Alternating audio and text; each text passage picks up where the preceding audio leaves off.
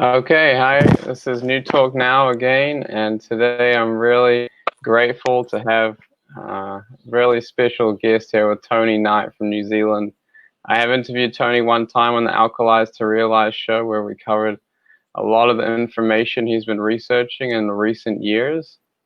Today we're going to cover some slightly different topics, and we're going to lean towards the central theme of nature and the natural laws, how they can be solids to life, but how there are many aspects and areas to life that we can also focus on, and there's just a lot going on in the world right now to do with everything that Tony has been researching, and so there's a lot of energy coming into this realm, and yeah, Tony, how do you want to take it from here? I mean, Tony has got a website called EarthStar Freedom. I linked in the description below that you can check out. He has a blog there, and there's a lot of information on the natural laws and the history of this planet. So go ahead, Tony, if you want to introduce yourself a little bit more on this show, and then we'll go from there. Thanks for having me. I really appreciate this. I've spent so many years just being kind of like the rabbit down the hole, doing my own thing, and it's great to now get out and speak my truth to a wider audience and release all the pent-up information that I've been gathering over so many years, 25 years of searching very deeply. I started off just in a new age kind of era, in a new age sort of situation with a bookstore and crystals and stuff. And now, I've gone along the journey, and now I'm sort of majoring in nature. I'm kind of doing my PhD in the natural laws, you could say. And basically what I believe I'm here to do is to awaken freedom in others by expressing the natural laws and how nature works, how it's intricately connected to our life. And the truth and freedom are extremely intricately linked. And when it comes to truth, a lot of people get misled, I believe. They get lost in the subjectivity of it. But what I love about nature and the natural laws is that actually brings us to the objective side of truth, or the concrete side. There's certain laws of this universe and our existence that never change. They're immutable. In other words, they are set in stone. And if we can use those as our foundation, then what's happening in the subjective outer world, we can always have an anchor. We can always come back to it. And the physical side of nature is like our easy go-to, if you like. And there's many levels. There's many levels to nature. There's obviously the physical side and the earth, and but that's a doorway to a deeper, more hidden, invisible realm. And so I've spent a lot of time delving down into that, into the blueprint, really, of nature. That's what creates everything. It's what's hidden that brings the things in the physical to reality. The nature of reality is both visible and invisible. And so we're another manifestation from nature. We come into a natural world through a natural process, through a certain set of laws which govern how we are created and what maintains that creation. And ultimately, through the cycles of nature, we will go to another place when we pass over, only to come back again. So what I've done is I've actually, I wouldn't expect other people to try to know everything I've tried to explore, because it's too big, there's too much, and it's too mind-blowing. So what I try to do is now create, and I'm still working on this, but I'm creating models, if you like, models of nature using various geometrical shapes, the five star shapes, the five-pointed star, the triangles, geometrical shapes, intersecting circles, as in the seed of life, called the seed of life, where you have some various intersecting circles. And these are like graphic representations that our mind will recognize. And what we can do is we can fill those circles and shapes with various aspects of life, the fundamentals, what I call the fundamentals. So I use the five-pointed star, the pentagram, a lot, because there's five main elements that make up our world: earth, air, fire, water, and ether.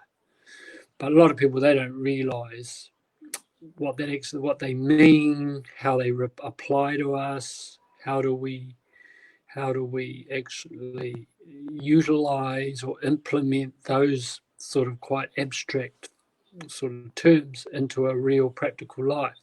So what I'm trying to do is decode those, and decode the natural laws, and decode all the other things that make up our life, such as light. What is light? Well, light to me is actually a manifestation of our electromagnetic or plasmic world. We're electric beings, and through electromagnetism, a byproduct is gravity and light. And so I explore the science aspect of it. I explore the educational side of it. I look at the energy aspect, the spiritual aspect, and I look at the material aspect. And within material, we've got politics, and we've got all other different aspects, which are really just an outflow of human nature and our humanity. Yeah, so basically, when it comes to the elements, Earth is very much related to our practical side. That's where it's our home. It's our home base. It governs our structure. It governs things like systems and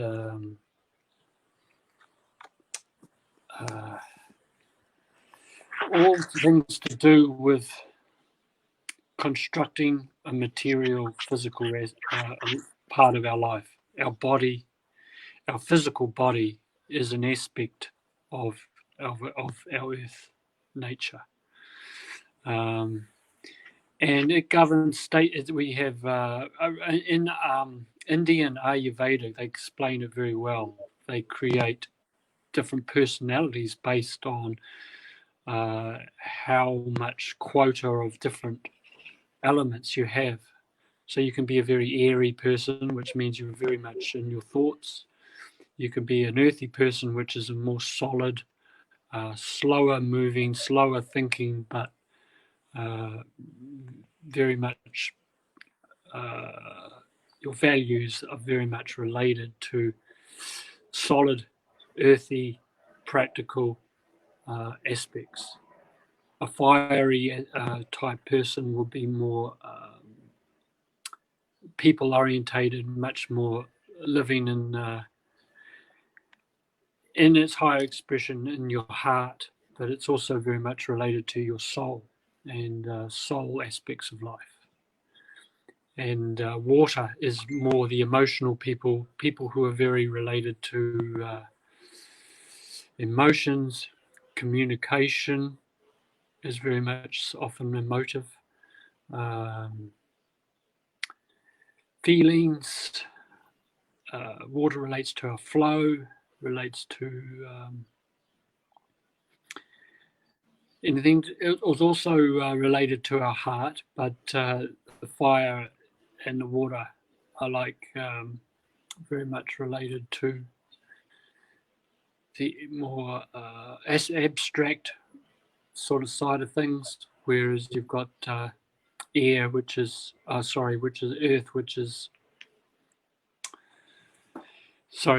the earth is more the solid objective side of things, and its partner is water, and air and fire are partners, and that air feeds fire. So they are more the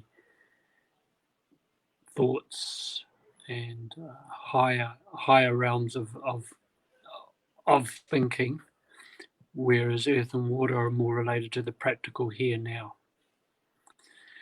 And then ether, which is is actually beyond the polarity of earth. Ether is our blueprint that relates to the light and the electromagnetics, and that relates to how we're created, oneness, the ultimate spirit connection, which we all come from.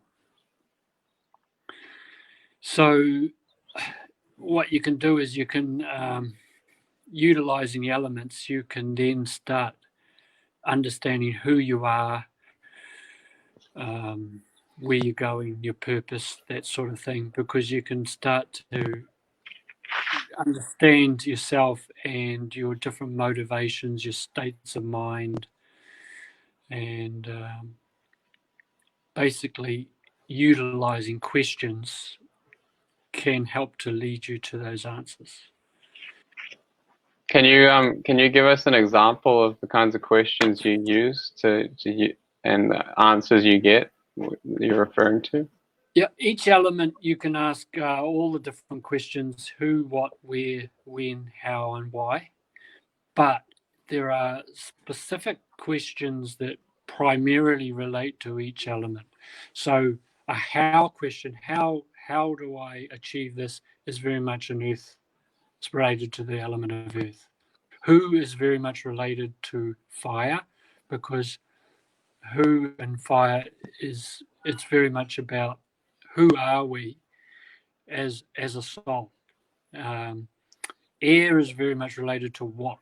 Air is about what do we need to do, and it relates very much to what do we need, what do we need to think right now, what are our intentions, so that we can manifest our vision. And water is very much related to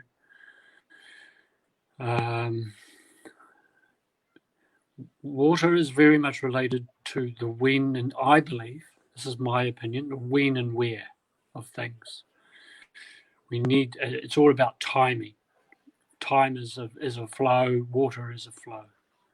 And the ultimate question, why, relates to the ether, and that's our overall purpose. When we understand why we're doing what we're doing, then we can apply that to the different areas of each element. But also who is very important. I often say we need to start off with who are we before we can start answering the other questions. Ultimately, how, being the earth, is really often the last question, because then the question has come down to earth. It's come down to our here now, or how are we going to do this? And so that's related to the planning, our mission, our plan, our strategy, the system that we're building, the structure to house the ideas that we have in the big questions, like the how, the why, and who. So you're kind of circling around. We're always in cycle.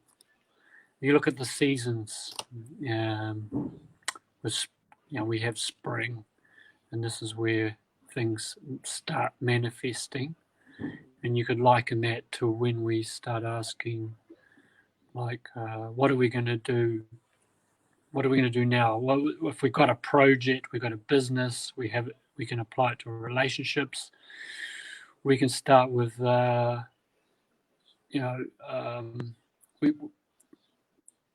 life sort of starts somewhere. So we have an intention that, for this business, for instance, we start with the beginning in the spring. We write down all our ideas. Then in the summer, we start taking action, and we start acting on those ideas, and then things start happening. And then in the autumn, that's the harvest. That's where we start to take action to reap the reward of our initial sowing in the spring. And then winter is a time where we then go back inside ourselves, we reflect, just as it's cold, and we sit around the fire. In the old days, in winter, you just simply retreat within your home, but you're retreating within yourself. Then for the cycle to start again in spring. So the actual seasons are giving us a huge clue as to they're running parallel to what we ourselves can do innately. I have an interesting question. We can align ourselves with. Yep. Sorry. I thought you were finished. Go ahead. No, that's cool. Ask away. Yeah, we can align ourselves with the seasons. But my interesting question that's been coming to me recently is how, you're in the southern hemisphere, I'm in the northern hemisphere right now, so we're experiencing the opposite seasons, but we're still in the same collective consciousness on this planet. And like I was saying at the start, there's a lot of interesting energies going on right now. So how are you experiencing this shift in energy on the planet, being in the winter season compared to us here in the summer? Yeah, that's a really good question. There's always as many layers and levels, and I think we're all ultimately heading to the same direction, but there are slight differences within each side of the hemisphere. As to, sorry, I've just realised my battery's starting to get low. I just had to plug in my cord. There's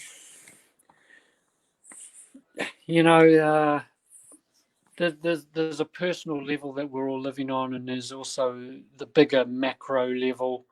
And I think the world is always heading in the same direction, but we're each having to go through our own personal journey within that. And no one's ever actually asked me that question before, and it's a really good question. But it's like night and day. It's also the same thing. We're all basically, the polarity of the earth is that when we're all doing one thing, something else is also happening. And so you could apply that to the world. If something's happening on one side of the polarity, for in our own personal life, yet there's something else going on that's not immediately apparent. And so I could say that for you guys in the Northern Hemisphere, your prime directive in your personal life is to be outwardly focused and action orientated and all that. And ours is to be more inwardly focused. But we're all still heading in the same direction, and each hemisphere is just two poles of the same coin, just as our brain is known as the left hemisphere and the right hemisphere. Sometimes we're in our right brain and we're more passive and inward, and other times we're more in our left brain, which is more outwardly focused in thinking and logic and all that. But ultimately, we're still moving along the timeline of life, just as the world is also moving along its timeline. And so I could see this as a way it balances the world in a way. If we were all in the sunshine, if you like, if we all were always in the light and we always had the warmth and the sunshine, we would never know the opposite. So there's many complexities within what's going on, and it's all governed, I believe, by a higher divine. There's a divine natural plan going on, and this could be one way where it's sort of kept in sort of a balance through having the polarity means that we can all experience everything. We can all the pendulum might swing one way for some of us, but it's eventually going to swing back the other way, and then it could be reversed for a whole bunch of other people. If that makes sense? Yeah, no, it does. And I think the first time we talked, you were talking about how like being in that singularity, that center point, and just trying to stay there, because when you do sway one way or the other, to the light or the dark, the positive, the negative, you're going to sway back the other way. And someone just put in the comments about the sine wave, and we can actually remove ourselves from the sine wave and literally just be here now in the present moment, and with that pure reality that is not light or dark. And you actually told me that everything comes from the darkness in creation. It really starts from nothing.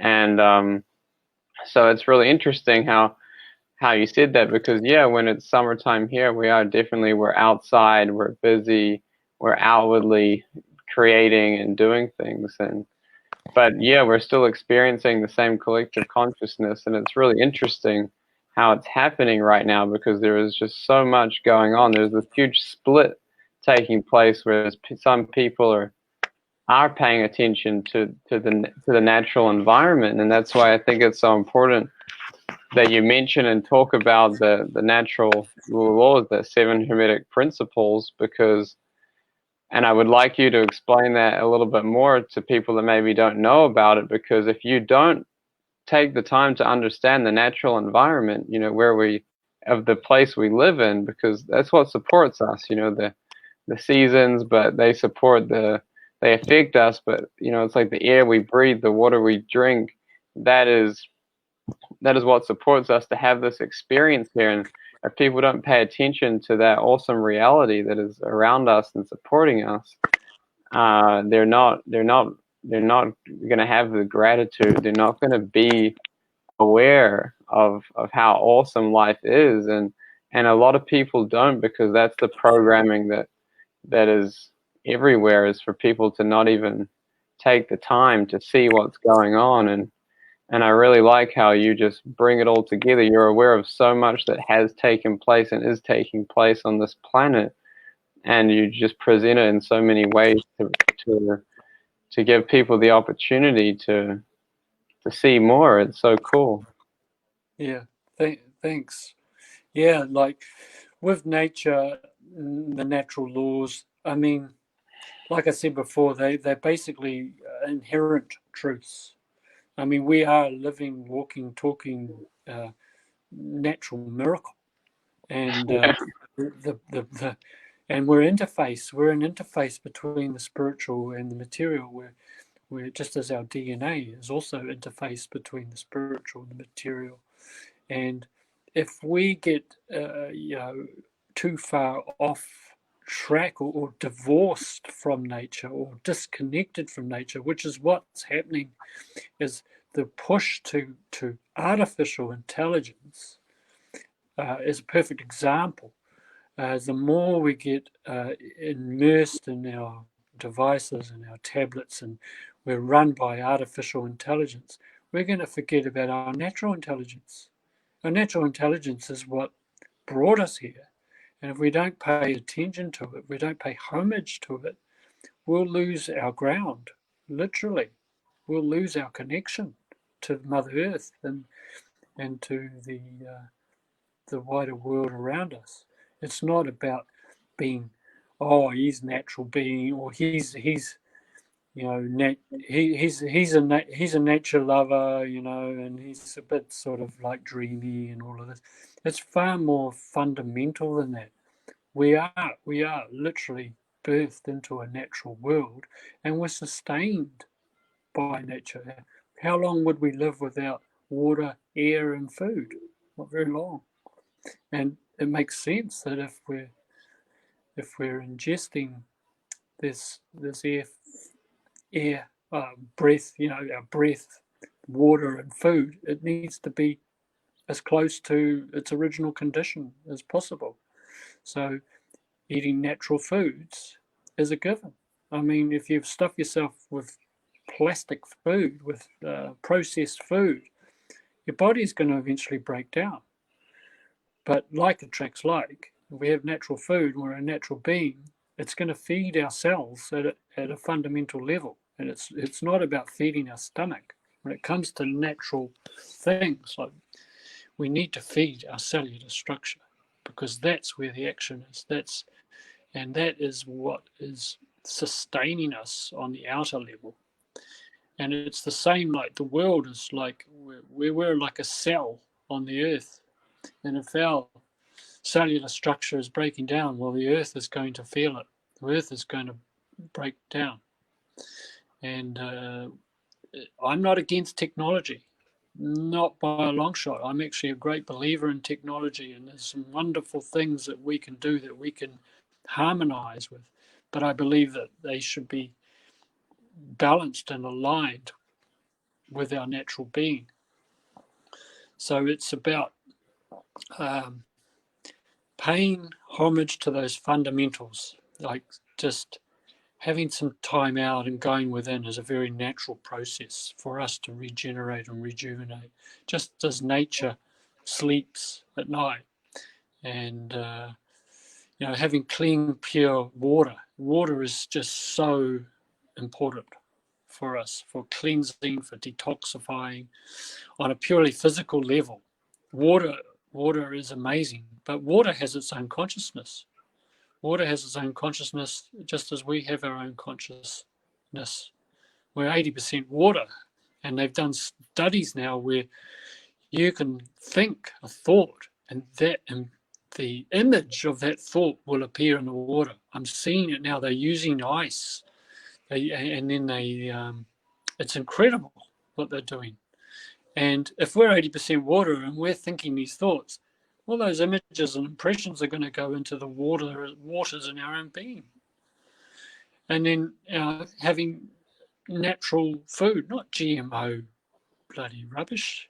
That's just man's on a tear to basically make more money. It's all about money for those sort of people. And then it allows them to spray Roundup. I mean, I couldn't think of anything more absurd. So, you know, why create something to create another problem by then you're ingesting the sprays as well as the GMOs. I'm sure you relate to that, because I know that you are a great, you know, proponent of natural foods and that. And I'm, you know, to me it's just so obvious, but people seem to miss it. Yeah, and so it's a state of mind as well. Nature it's not about being sort of like, oh, you know, having crazy thoughts of being a hippie or being labeled as, you know, vegetarian or whatever. It's just about being in alignment and integrated with nature. And it's about a balance. It doesn't mean that you can't have some treats, and I do all the time. But if you're enjoying and you've got a good state of mind with what you're doing and what you're eating and what you're working on, then that's a huge that's a huge amount of energy that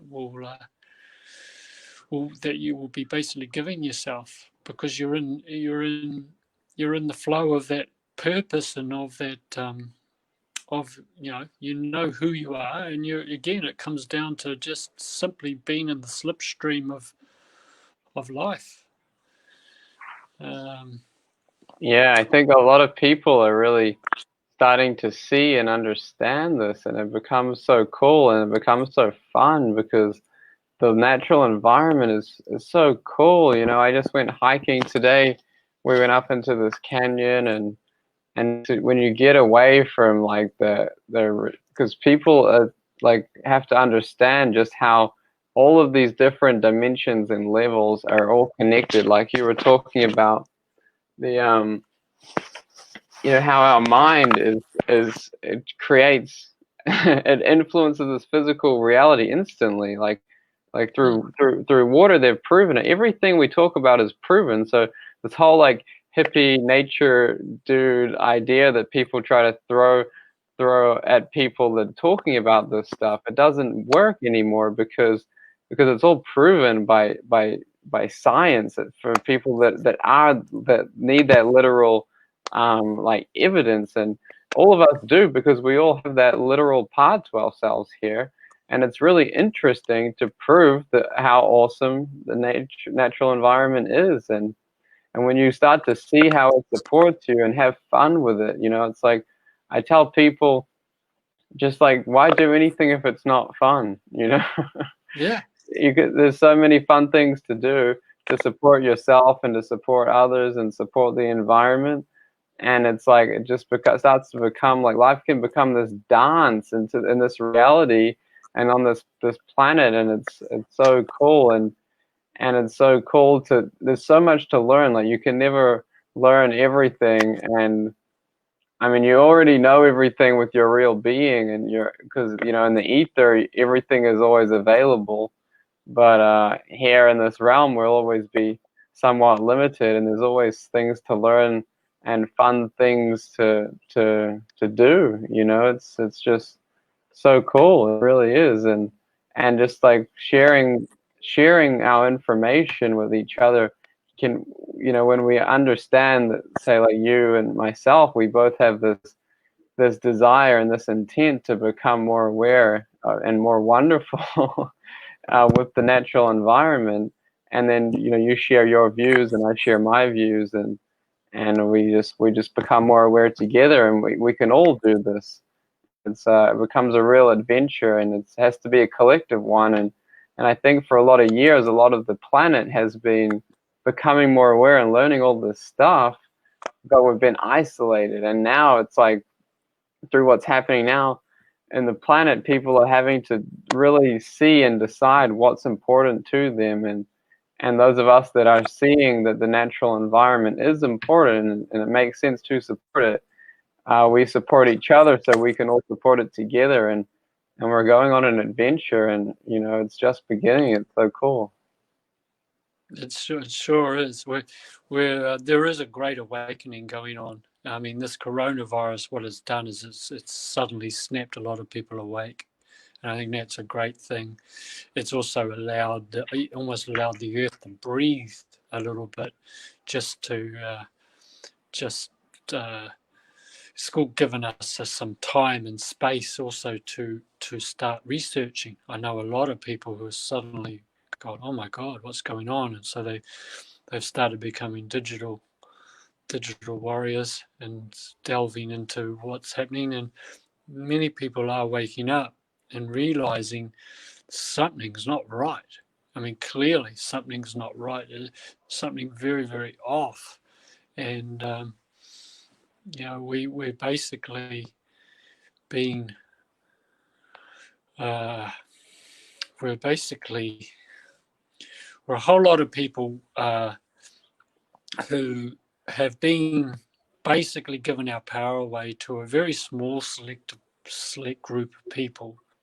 And we basically, in order to go about our business, we kind of basically just don't question authority. We're not taught to question authority. We have this blind trust, and we're too busy. We're too busy with the kids. We're too busy with work.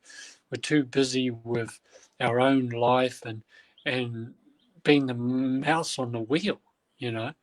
And now we've had the chance to stop. People have thought, "Oh my God, I mean, what am I doing?" Right? And you can see that there's a lot of noise out there. But if we come back to nature, and if you just come back to your natural self and practice a little bit of meditation and look after yourself and your health, your energy goes up. And when your energy goes up, you start to see through the bullshit, you know. And what I love about just walking in nature means that you're exercising your body, your blood's moving faster, you're breathing a little bit deeper, and you're connected with this energy that the trees and nature's giving off, which is energy sustaining and raising. You know, it happens naturally without you. You don't have to think, "Oh, I need more energy," when you're in the forest, right? Or when you're walking near the lakes or the ocean. Yeah, you don't think, "Oh my God, I'm short of energy." You just naturally are getting it because you're connected to it all. You literally, if you could see, if we could see our energy body, it's literally streaming in with nature, you know. It really is. Nature's streaming into us and we're streaming out, and we're just like a nexus point of energy. We're just physical being, a light, compressed light. And so if we're that, and we're a whole lot of atoms and molecules that are vibrating at the speed of light, well, you know, and we're just harnessing energy, we're tapping into energy, we're giving energy, we're energy beings.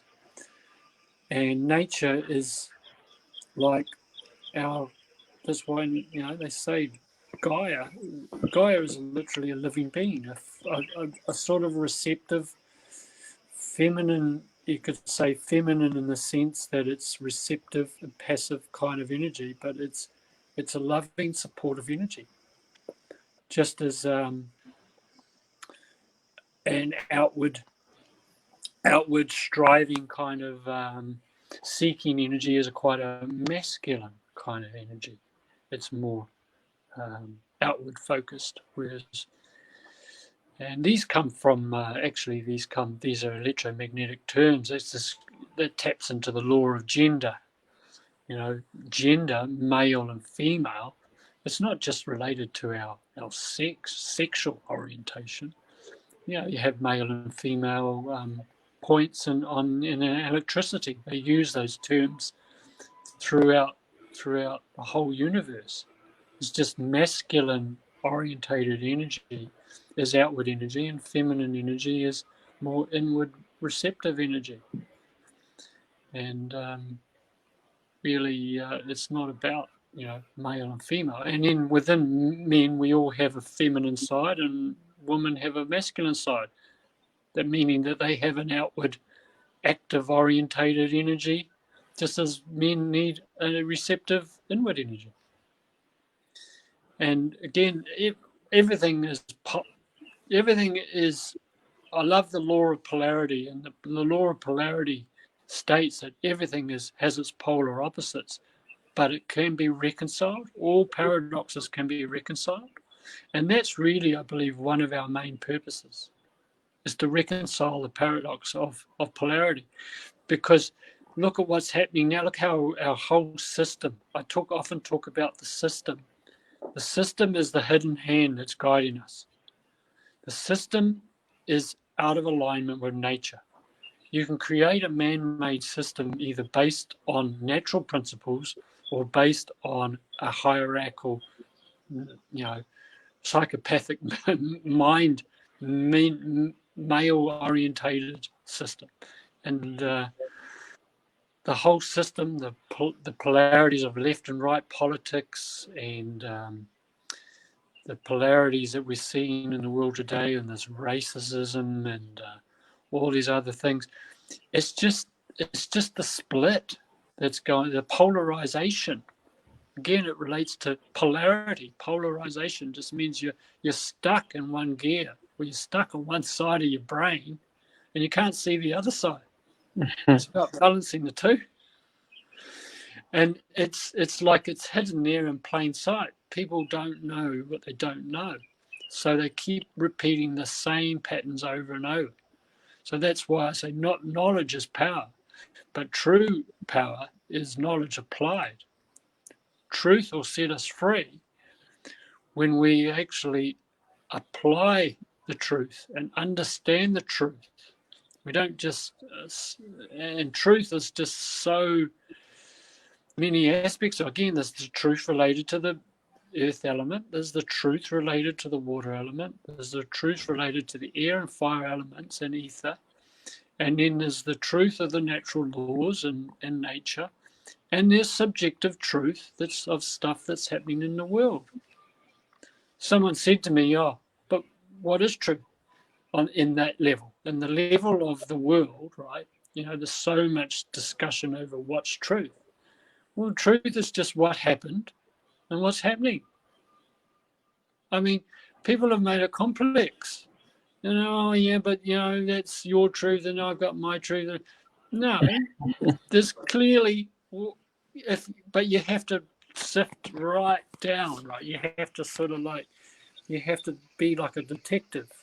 And if you want to go down in that realm and research the truth of the world, you'll always end up at the basic natural laws and natural truths. That's what they call them the deep state or the cabal or whatever. That's what they've done. They've just turned everything upside down. They've taken everything good and they've turned it bad, and they're just taking the polarities of the world and making them good or bad. They polarized them, and then they educated us that this is what it is, and this is history. This is our story. History's just lies with the victors. And they just make everything fear-based. Everything becomes fear-based, and again, it's divorced from actual truth and nature.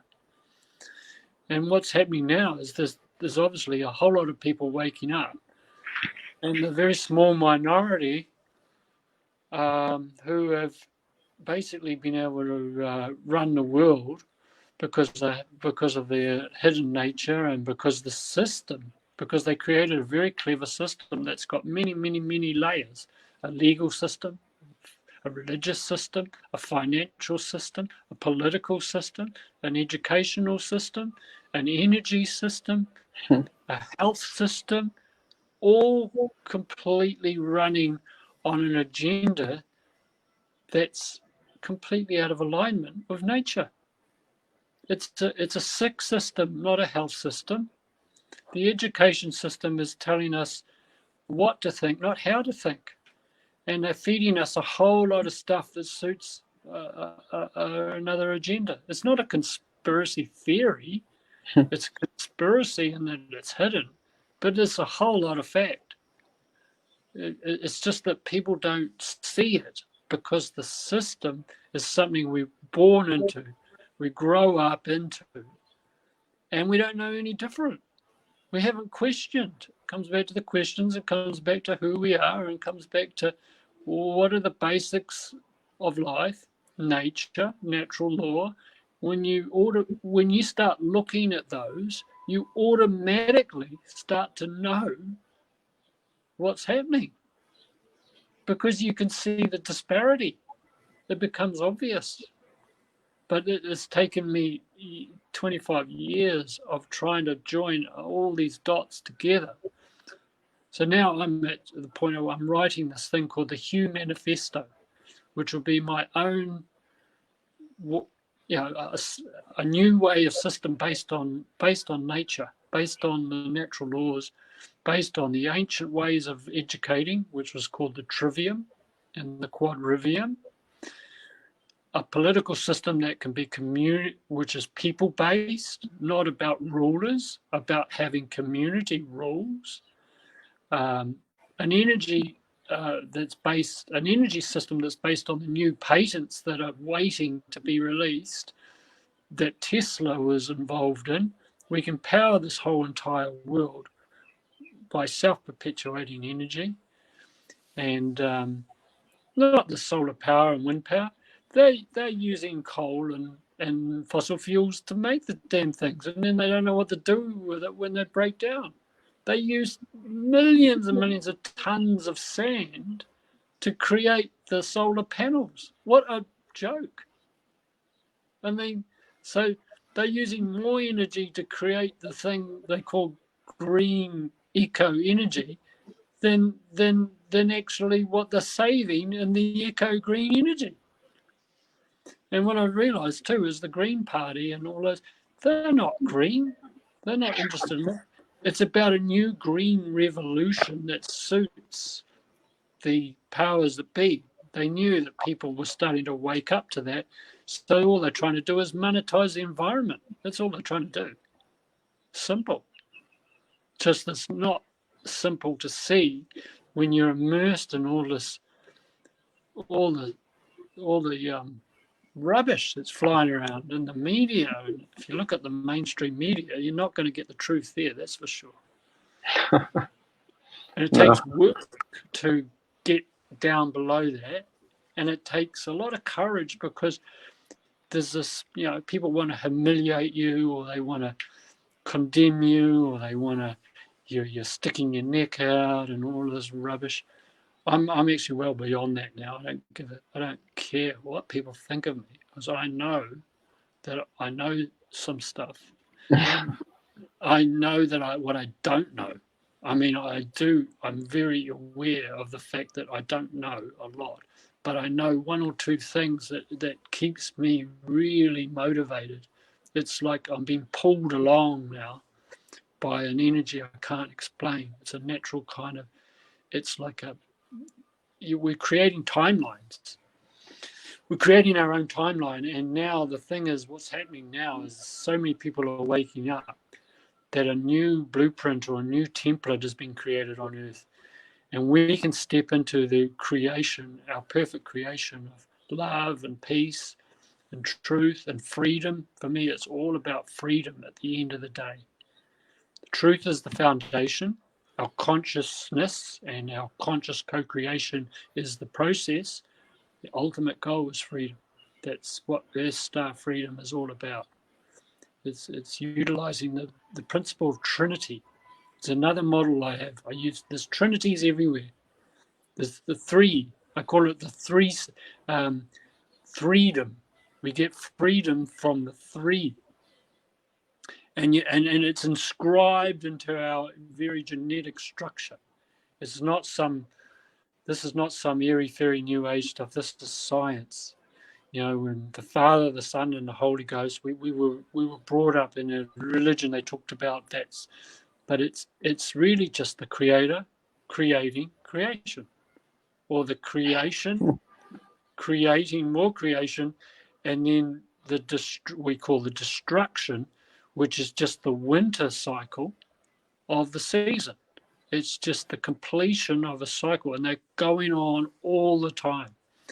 The Great Pyramids, the triangles, sacred geometry, it's all depicting the three. Numbers are extremely important. Numbers are actually a scientific explanation of how this universe is actually created and maintained. And they dovetail perfectly with sacred geometry, music, and astrology. This is the quadrivium. The quadrivium and with the trivium is explaining grammar and language and the importance of language. And it's also related to knowledge, understanding, and wisdom. And knowledge, understanding, wisdom comes from grammar, comes from words, comes from phrases, which comes from the letters. And the letters are actually just symbolic representations of how energy moves.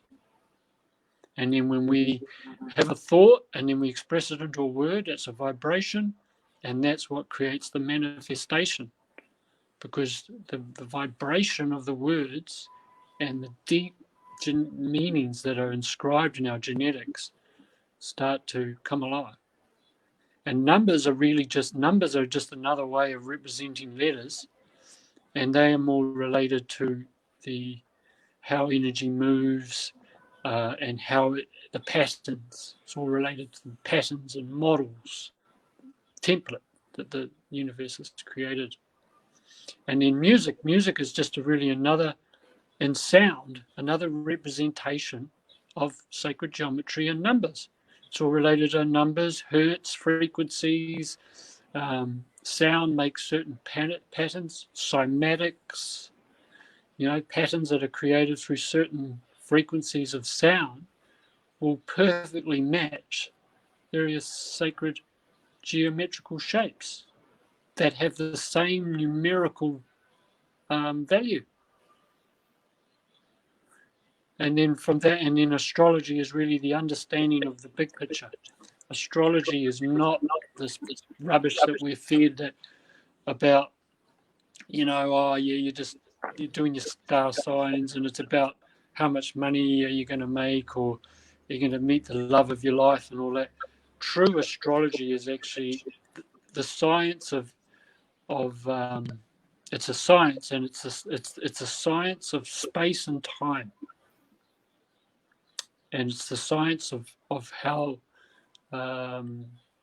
different frequencies come from different quadrants of space, with the sun as a lens, or as a mirror, or as a galvanizing point that channels that energies in different quadrants of space. And the big circle of our universe, as the sun moves through different aspects, it's channeling different energies related to the 12 major aspects of life onto the earth.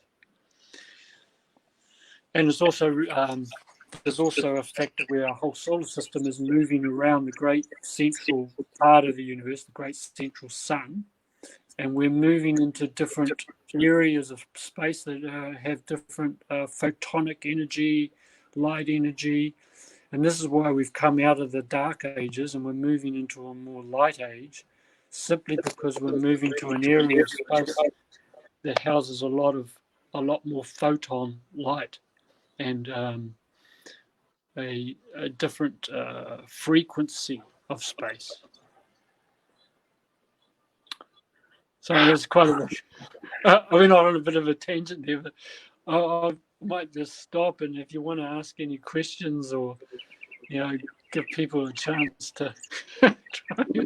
That was just incredible, Tony. The way you can just retain information and let it flow like that. I mean, it's like we all have access to everything, with the ether, our minds, but so a lot of what you said, it's like I totally understand it, but I never heard it explained the way you did. And when you hear it, it's like I can see your view, and then my view expands, and everybody listening too, and everything you said just totally makes sense, and it's so cool, and it's just so many cool views that I haven't had the time to look into, or just haven't come across, and it's just awesome. I mean, I'm just so grateful for everything you shared. Thank you. And I'll just share some things from the comments. Someone is commenting saying that, he's been teaching everyone around him to question authority since he was at primary school. And, hundreds of kids throughout his education heard and saw him do it.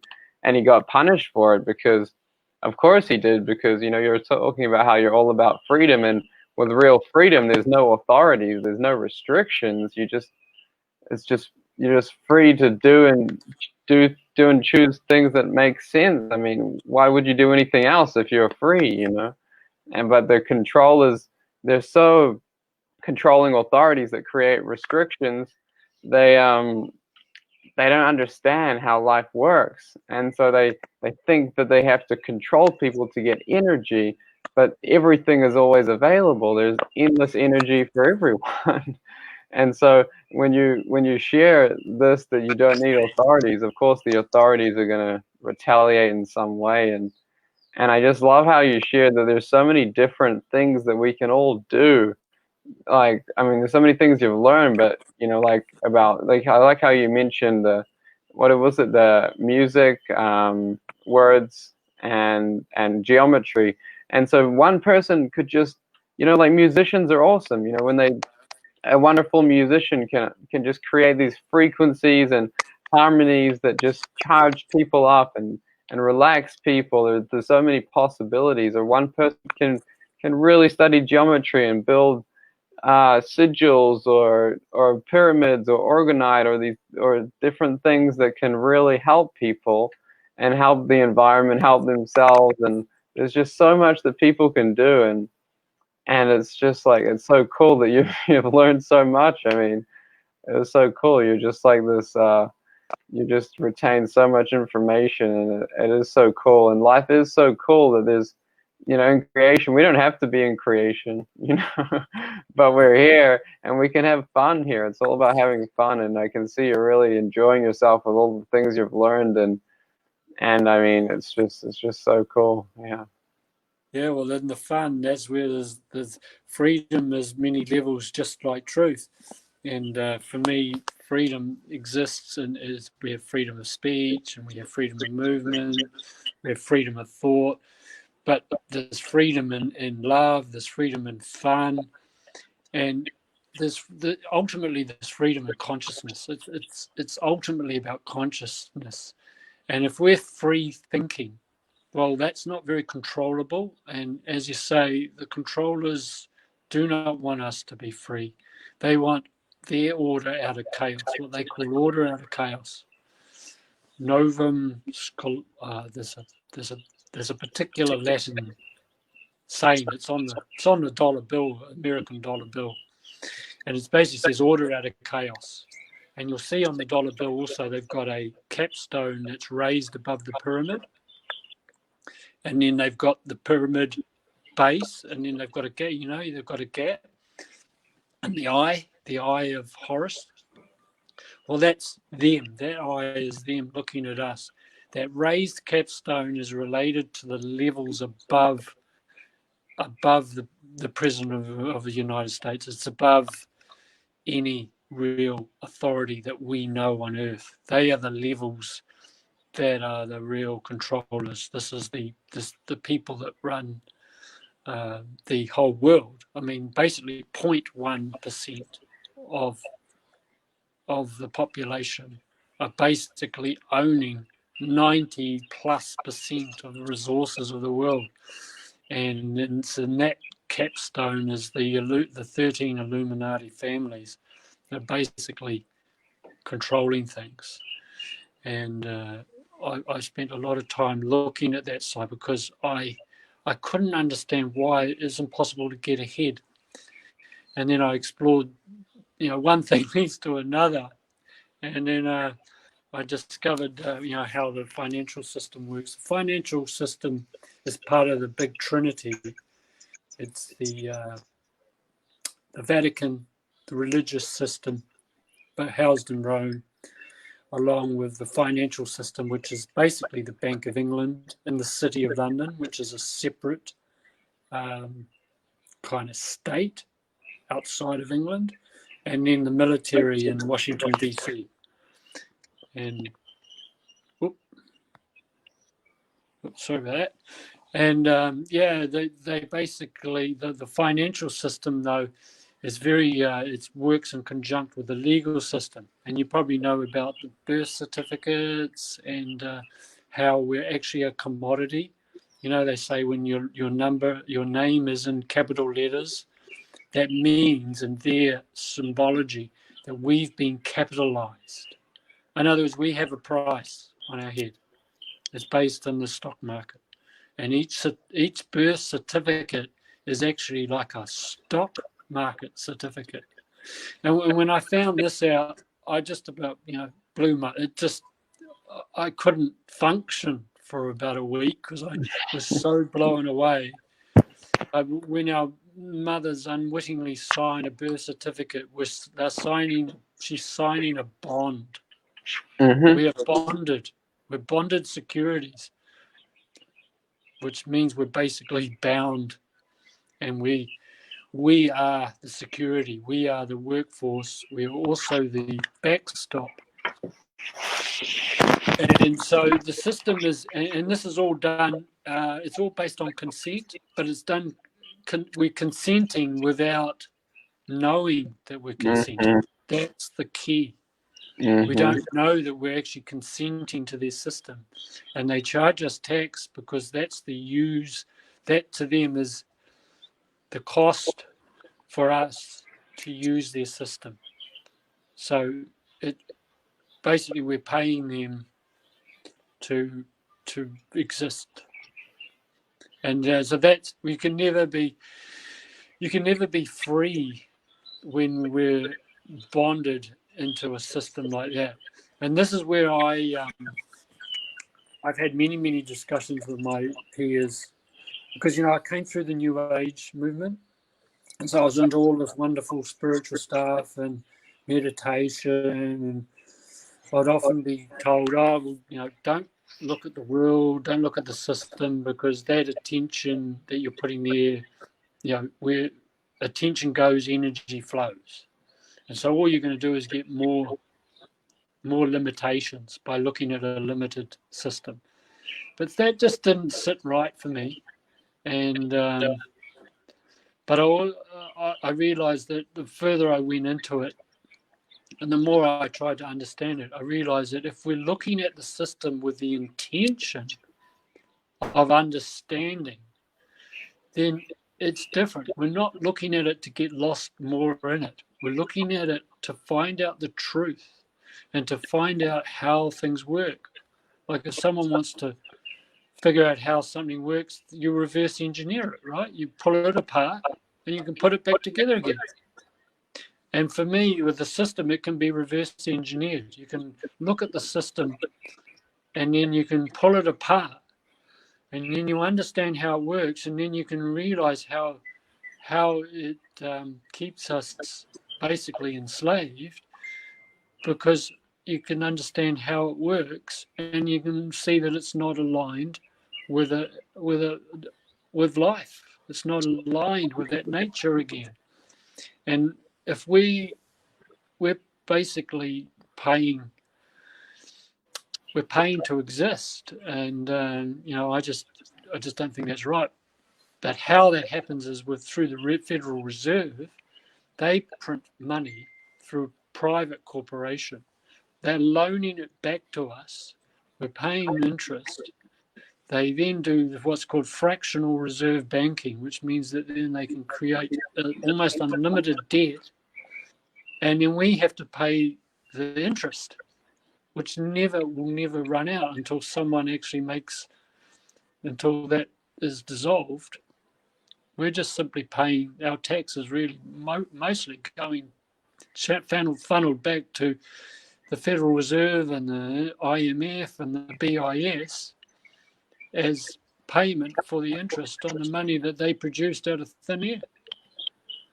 And so it's a circular system, and it's just draining the people. All the money's flowing to the top. It's scooping it up. It's like a huge dragnet. And so we're working our guts out, and if we're lucky, we might have a house at the end of it, but we've worked our guts out, all in the name of the system. We don't question who's benefiting? Where's the money going? So, ultimately, I don't believe in money as an ultimate form of exchange. I think ultimately money will go, and we will become truly free of money. But in the meantime, we can move to a better system, and I think we are moving to. I believe we are moving to a gold-backed currency. But again, there's so much conjecture around that. I won't go into that because it's not it's not really the topic of today. I just wanted to touch on it. But ultimately, coming back to freedom, freedom has to be in the material world. If we're transacting using this money and we're interacting with people and we're interacting with the system every moment of the day, just about, I mean, we can never be free until that is harmonized. But also we need the spiritual side. We need to understand who we are, and we need to understand the bigger picture. But we have to simply align that with our functions, everyday functions on Earth. So it's not about being material, and it's not about being purely spiritual as such. The balance, it's known as the law of correspondence, also in the natural laws, as above, so below, as below, so above, as within, so without. So whatever's happening above needs to be married with what's happening below, and what's happening in energy has to be happening in the material. What's happening within us will be reflected without us, outside of us. Yeah, and that's when sorry, I just want to say that's when it becomes important that we recognize that we're these endless beings of light. It's so cool. And when you recognize that, then you reflect that without, then the abundance will come, because we don't have to be restricted anymore by the monetary system, because like you said, that's all printed out of nothing, so we can create it out of nothing too. We don't have to worry so much about the mechanics. We just have to recognize it within ourselves, within our real being, and then we will experience it. And it's happening. I'm seeing it with people that are just experiencing more and more abundance, because it's everywhere. It's like if they create it out of nothing, like we can, and we already were. It's just we weren't recognizing how we were doing it. We were doing it in a way of like struggle, but now it's like if we recognize they can control us, it's like, well, we can actually control ourselves and our own reality without them, and this change is happening, and it's very real, and it's happening really quickly. It's really cool. Yeah, exactly right, exactly. And it comes from energy. The more energy we have, and the more naturally aware we are, if we're aware of the nature of reality, which is being aware of our reality, then we have real solutions in which to be able to circumnavigate or to dissolve the system. As Buckminster Fuller said, the best way to dissolve a system is for us simply to create a new one on our own terms. And I think that's what's happening as consciousness raises, which is really just a collective. It's just the collective conscious awareness in our thoughts, feelings, and actions. As that raises, it raises all boats, as they say. A rising tide raises all boats. So, and it only takes a few of us. I believe it only takes 6 to 7% of the population being fully aware of what's happening inside and out for the whole world to shift. And I think we're right on that tipping point now. We're right there. This is why there's so much chaos as well, because the chaos is a byproduct of the rising energy. It's not that things are getting worse. They're not getting worse. It's the purging of the darkness and of it's a purging of all of that, all the fear. Fear is how they control a lot of people. Fear is just false evidence appearing real. And once you shine some light in any darkness, obviously the darkness dissolves, right? And that's sort of what's happening as we raise our energy. Our light is literally dissolving the darkness. But that's creating some chaos. The coronavirus, I believe, is a bit of a it's been completely overblown and portrayed by the media as though we're all going to die, and it's playing on people's fear of death. And people are so a lot of people unfortunately are so naive and insulated from what's real reality. They're divorced again, not just from their own natural self, but they're divorced from what's actually happening in the system. And I understand why, because I'm conditioned from birth. But this is an exciting time, I believe. This is the time where the rubber hits the road, because we're witnessing something that has never happened on Earth before. 8 billion people are on the move. Well, maybe a lot less are waking up, but what's happening is that everyone has been subjected to the same basic thing. The whole world is in lockstep with this pandemic. I mean, it's just basically just, to me, it's just some very dark people who are throwing their toys out of the cop. That's really what they're doing. And it's a last-ditch attempt to try and maintain control, and they're losing big time. Some of the stuff I just found out this morning before you came on the call. Wow, the people don't realize it because they're doing things very slowly, but people are being arrested and people are being rounded up now, and there's a big thing happening below the surface, but they don't want to create panic in the mass consciousness. Imagine if they just came out and started blowing the lid off this all at once. There would be real chaos. This is nothing compared to what it could be. So I think they're just peeling back certain layers, which all comes back to us and us people. We're the ones that are making that happen. We're the ones that are making it happen, because as our light quotient grows, it's literally by quantum physics enabling people in certain positions of power for them to have their awakening. And once you're conscious, you don't become unconscious, right?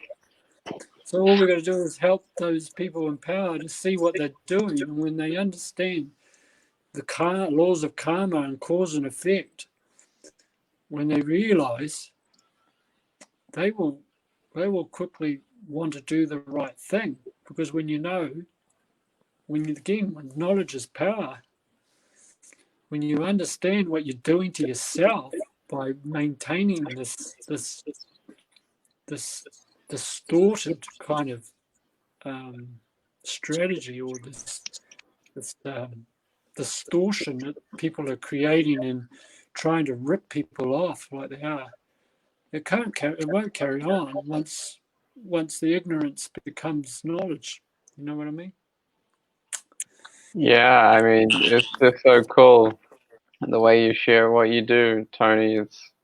It's so cool. I think one of the important things you said is how a lot of people are experiencing chaos, but these are the people that haven't taken the time to purge. I can see you and myself, from previous times we've talked, we've already purged, we've experienced a lot of darkness, and I'm not saying we won't anymore experience any more fear, but we've experienced a lot of it, and we recognize that we don't need it anymore, that we don't need to be controlled. And so through this whole pandemic that you mentioned, it hasn't really affected us. Like, I haven't really been affected by all this. I mean, I can still go to the store if I need to. I still can water my garden. I can still, walk around in nature. I mean, everything is okay.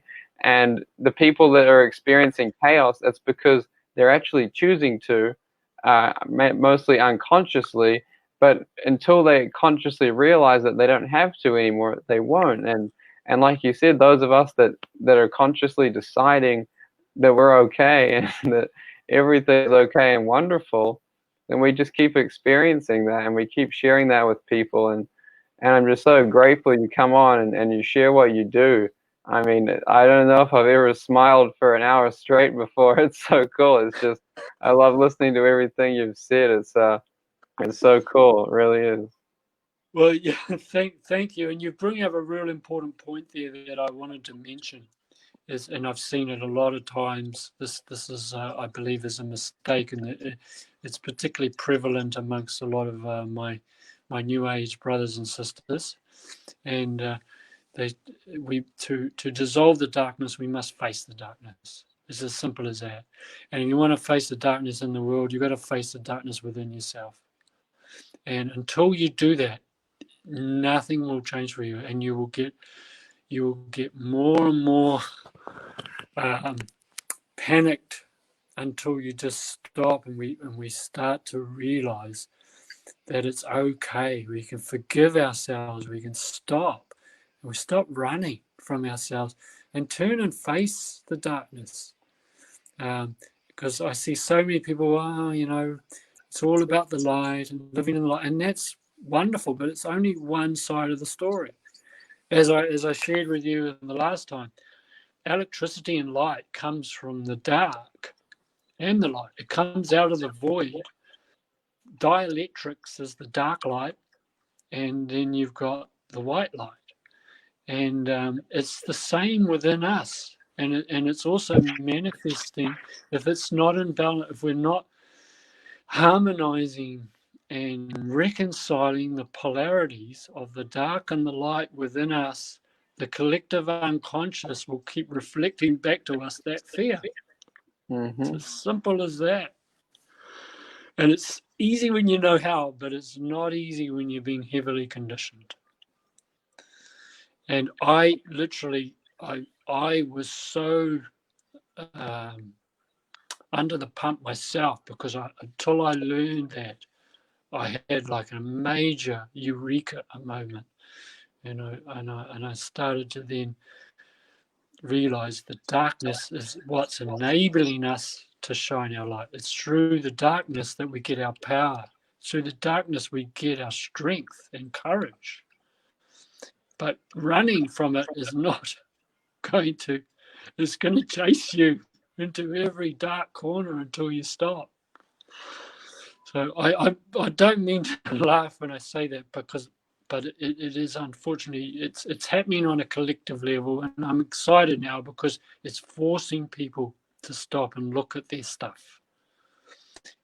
While they're pointing fingers and blaming everybody, the world, even the 1%, cabal, although they are wreaking a lot of havoc on Earth, they're only allowed to do that because we're still in a blame mode.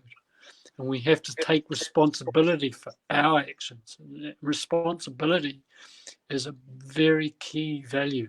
The ability to respond to what's happening takes courage. And the ability to respond to there's a few dark people on the earth that are affecting 7.5 billion people. It's just absurd. And we're giving credence to them by not taking responsibility for our part in it. The whole world is made up of each one of us, and so it's up to us. And my friend Pierce, he just commented that it's our agreements that maintain this and allow it to continue, and agreements can be seen as what we call them tap lines, which are like in the Matrix when Neo wakes up, he has these tap lines in his back, and that's what people are. They're tapped into the Matrix and with agreement, and it's unconscious agreement for the most part. But when you decide that you want to face it, and you're like, okay, what is causing me to not enjoy this experience? Why am I not having fun? Why am I experiencing all these things that I don't want to?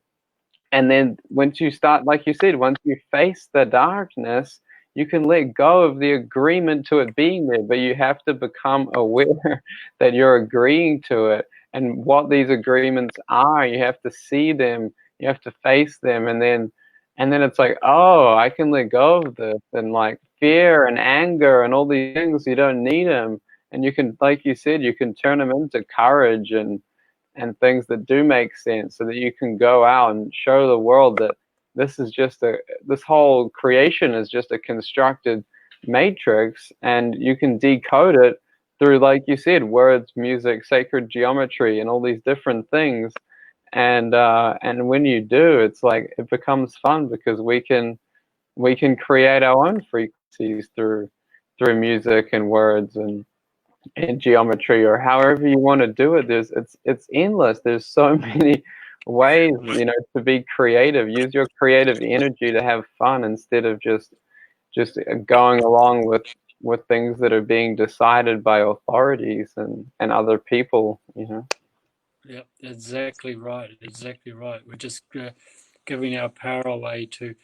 We sort of got this collective agreements. We make collective agreements. Oh, we had, this is the way it is, and it's not. It doesn't have to be the way it is. We come back and reclaim the power for ourselves, and then we go out and express that, and join with, talking to people like yourself and expressing our truth, the real truths to others. It helps other people go, yeah, hey, you know what? I think I get that. I understand that. And because there's always, I call it a daisy, it's like an energetic daisy chain. There's always someone above us that's helping us, and there's someone below that we can help. And if we realize that we're all in a consciousness chain, and as each one wakes up, as each soul wakes up, there's one more soul that will never go back to sleep. And it's happening now. It's sort of starting to happen exponentially now, and that's where it gets really exciting. So we're coming to the end of the old road, and we're literally creating a new earth. And as we come to the completion of this talk, I thought this is a good place to bring this up. Is, people talk about timelines, and they talk about 3D Earth and the 4D Earth and the 5D Earth. You probably heard those terms. But a lot of people, what is 5D and what is ascension and all of this? Well, to me, the fifth dimension is just a higher frequency of existence, a higher vibrational reality. And it's like the blueprint for that is now being created by the earth and by humanity. And this gives us the ability now to choose. The operative word is choice. We can choose now to take the higher road, to take the road of light, to take the road towards the higher frequency. And again, it comes back to with having nature and natural laws under your belt. It's so much easier when you want to be good to somebody else. You want, share your love, be at peace, live the truth, find freedom. These are all 5D type realities or states of being. And I believe now we're at a stage where some people can choose to stay in the 3D and they can experience the chaos. But other people, if they choose to ascend, and when I say ascend, it's ascension in your level and quality of thought and feeling and action, then we can. And we can leave the others to it, And it's just quantum physics. It's just quantum physics. It's quantum reality. The blueprint is there for us now. And I know so many people now are talking about this 5D. And so the more we talk about it and the more we share it, the more the reality of it is that we're creating. We're creating it through our language and through our knowledge and understanding and our open hearts. It's all about the heart. That's why it's in the center. It's the harmonizer. It's the portal. It's a portal. It's more than just something that pumps blood. The heart is like, it has its own memory. It has its own thinking capacity, a quality of thinking that once harmonized with our mind, super powerful. And that torus field, where the 0 point is in the center, there's literally one in the heart. And you notice how the heart is shaped. It's a bit like it's kind of that. It's kind of got a toroidal shape, and that's where 5D lives. That's when we live from the heart, and we have balanced our left and right brain, and we understand the above, the spiritual, and the earth below. The heart is the center of that cross. It's where the cross comes from. The vertical is the above and the below, and the horizontal is the left and right. And on that cross, and you put a circle around it, and that's basically a model for us in the earth. And you've got all the hemispheres and the latitudes and longitudes, those lines, the latitudinal and longitude lines are the degrees to which we're waking up. Certain degrees. That's why they put the Great Pyramid on the 30th parallel. It's exactly related to the speed of light on the same number sequence as where the Great Pyramid is based, is also the speed of light. 30, 29, a whole lot of numbers. 200 and, I forget the actual number, but I know the numbers are exactly the same. So when they, and in the masonry, they've got 33rd degree. You put through the 33rd degree, it's all related to Freemasonry. Well, the 33rd degree parallel is also a very powerful point on the earth. And the equator and all of that. But if you draw the imaginary line of the equator and draw a line from the North Pole to the South Pole, you've got a cross. Put the circle around it, which is the earth. That's where religion comes from. Crazy as it may seem, there's the basis of it. And you've got Horus, who's the horizon, and Ra, who's the sun at the full midday, and Set, known as the Egyptian god Seth or Set, is sunset. And Osiris, he was the lord of the night, which is midnight. We're completing the circle around the cross, and around we're circumnavigating that circle. It's another cycle that is very important. Same with the monthly cycle being the moon cycle, and the yearly cycle is just simply one circumnavigation of the sun.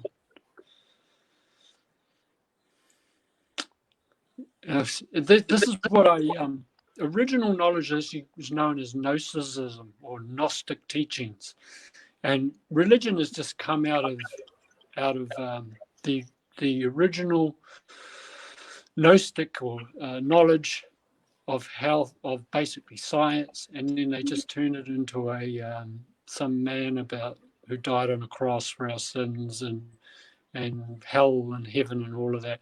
It's all been bent and skewed for control. Mm-hmm. And the bogeyman Satan is just another name for the nighttime, really. And it's just the dark of the opposite dark to the light, until they make it into a big thing, like it's all this religious sort of rubbish. It's really just related to the electromagnetics and black and white light again. Anyway, I just I went off track a little bit there, but basically I believe we are now collectively creating a new kind of earth. We're moving into this paradise on earth. We're bringing heaven to earth, is another saying from ancient teachings. And all that means is that basically, energies that basically the energy is just expanding to come down into the material plane. And where we are in space and when we are in space is also very, very important. If we know when and where we are, that's another key aspect that can be related. It's not just about clock time. It's about the big revolutions of time, as in cycles of time, epoches. We're entering into a whole new era, or epoch, or epoch, I think is the word, sorry. Mm-hmm. And so because we're completing a 26,000 year cycle of the great central sun. Mm-hmm. The body age of Aquarius is also signaling, which is really happening officially, really officially. Well, like we've been moving into it for a while, but when Jupiter is conjunct Saturn later this year in Aquarius, that's a huge sign. Again, this is all part of the astrology, the great cosmic clock. And when is that happening? In December 2020. The solstice? Mm-hmm. And the solstice, yeah, very close to the solstice, just before the solstice, actually. Okay. But yeah, the solstices and the equinoxes, another pointer to that cross, the cardinal points in the sun's journey. The solstice means when sun stands still. Mm-hmm. And then they made, that's all about, interesting that also it's our Christmas time. Christmas is really just all a celebration for the solstice. That's all it is. Mm-hmm. And someone dies on the cross for our sins. 3 days. Well, the sun stands still for 3 days when it reaches solstice, and that's what it's related to the sun. Not to say that there wasn't a very advanced being called Yeshua, who actually walked the earth. I actually still think there was someone very gifted, a prophet, who was talking about basically the truths and the natural laws. That's all he was doing. And he got immortalized and personified as the God outside of us. And that's where a bit of the big deception came. And it made it out like we all have to pray to a God outside ourselves. That's where the key thing. Christ is a title like Mr. Christ is within us. The Christ is that 5D energy that we have within our heart. We're all Christed when we are aware of that. Yeah. Hey, it's been really great. It really has. Yeah, thanks so much, Tony. I always love hearing New Zealand accent again. It's really cool. Yeah, I can see how grounded you are over there in New Zealand, and yeah, just thanks so much for coming on, Tony. I know you're always doing something, so thanks so much for taking the time, and I really look forward to more people watching this broadcast, this video, and more people finding you through this video and your information on your website. And yeah, just very, very grateful. So thank you so much. Yeah. Well, thank you, man. I look forward to rapping with you some more and just connecting with you on Facebook, and yeah, keep in touch. Yeah, thanks, Tony. So yeah, we'll be in touch, and thanks everyone for watching. If you enjoyed it, share the video so others can enjoy it too. And until next time, yeah, thanks everyone. Great job you're doing, giving people like myself the airtime. I really appreciate your time. Yeah, just doing my bit, and as we all are. So yeah, thanks, Tony. Awesome. Hey, well, have a great day, or is it a great night? What time is Yeah, it? well, the days are long here. It's 4:45. It doesn't get dark until like 9 right now. So. Right. Yeah. Well, enjoy the summer sun. I will do. Yeah. Thanks, Tony. Okay, mate. Okay. Cheers. See ya. Bye-bye.